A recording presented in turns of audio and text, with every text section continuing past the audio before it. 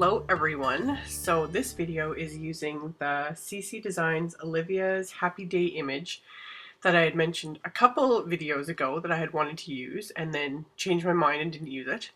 And then it also uses the basic gray persimmon pattern paper that I mentioned in the last video. So I had everything kind of sitting on my desk the past few days and I've just kind of can't not use it. So I wanted to use one, this image, and two, the pattern paper. So I colored the image to match and I super sped this up because I didn't really do anything super fancy. Yeah, just stamped her onto my CC Designs Copic Quality 110-pound cardstock this time. I do get asked a lot why I choose different weights, like why I switch back and forth. And for this one, it's because I planned on cutting the image out and popping her up on dimensionals. And so I like to use the 110-pound for that because it's a bit more sturdy, so it doesn't bow or anything like the 80-pound would. So yeah, it just kind of depends on what I really plan on doing with the image. So if it's just going to be adhered flat to the card, I use the 80-pound. But if I'd like to pop it up or die cut it and pop that up on dimensionals, I like using the 110-pound. So I stuck with my go-to for the skin, and then the hair I kind of gave her sort of a reddish tint of hair, and then I colored her clothing and accessories to kind of match the color combo in the persimmon paper. And then once I had everything colored and blended out the way I wanted, I just trimmed her out with my detail cutting scissors, which I have a video, an old video on my channel of my favorite scissors and why. Plus I have another video on cutting out a stamped image because it's so hard for me to do that on camera because I usually hold it up like right into my face, just moving everything around. So once I got her trimmed out, I wanted to use obviously some pattern papers from this persimmon pack, and I wanted to kind of make them into almost like a starburst type shape basically. So what I did was I just took a really lightweight piece of white cardstock, which is almost copy paper weight, like just anything would work, but I wanted it to be really lightweight because I didn't want my card to be super bulky. And then I settled on 3 different patterns of the pattern paper, and I chose the more yellow and orange patterns. And since I wanted them to be put on the paper at an angle, the easiest way to do that was to cut all these papers on an angle so that they would be long enough to completely cover the piece of paper, which I'd cut. It was 4 by 5¼ inches. Yeah. So I trimmed all these down, and there's going to be a fair bit left over, so you could actually get 2 card fronts easily out of something like this. And I decided on my main piece first. That's the why I cut everything on an angle, because it had to go from corner to corner, so it needed to be quite long. And when you're working with 6 by 6 papers, usually they're not long enough to do this. So by cutting it this way, I had plenty. And I adhered that one first, and I just trimmed off the edges just so that I've got a guide to make sure that all the other pieces go over the edge, and when I trim everything off, I'm not going to miss pieces or show any of that white cardstock. So just decided on how I wanted to lay everything out and just kind of alternated the little patterns there. Nothing too fancy.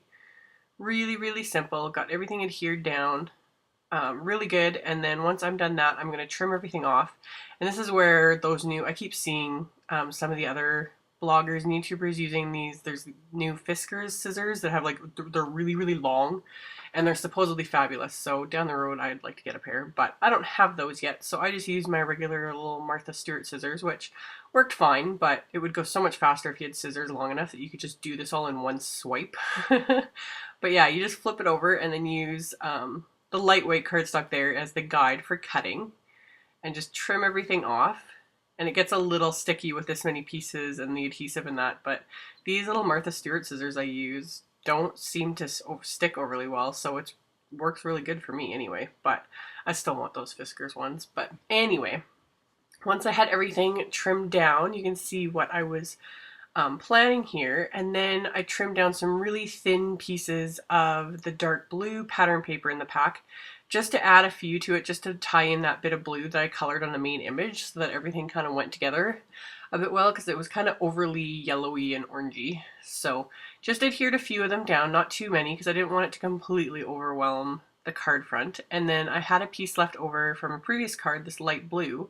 So I just used the bottom corner there as the guide and one of my MFT stitch circle dies, and die cut that. So then I've got just a little bit simpler of a base for the main image there, because again, with all these crazy patterns going on, it's harder to make a main image stand out like that. So did that so I've got a more subtle background. And then I die cut a piece of heavyweight white cardstock with the MFT Say What dies, which I picked these up months and months ago, and I'd wanted them for so long and then I haven't used them. So pulled them out today for this card and just used my stamp positioner and a sentiment from my rainy day sentiment set, which is what inspired the whole kind of sunburst look of the pattern paper. You can actually get dies to do that too. MFT has a great one that you could use as well, but I just wanted to use yeah, my paper trimmer and pattern paper. So got everything the way I wanted it, and then I grabbed some Mandarin Baker's twine, so just kind of a deeper orange, and wrapped that around my card front and tied it down.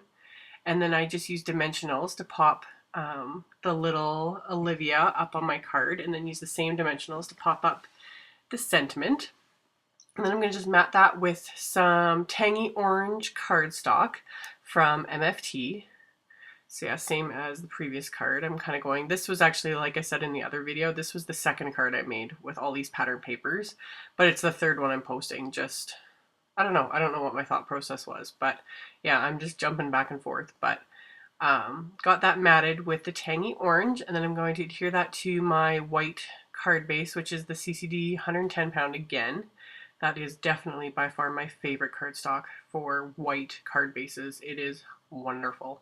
So got that adhered, and then on the inside I decided just to keep it really simple, and I used 3 more of those pieces of paper that I had trimmed down.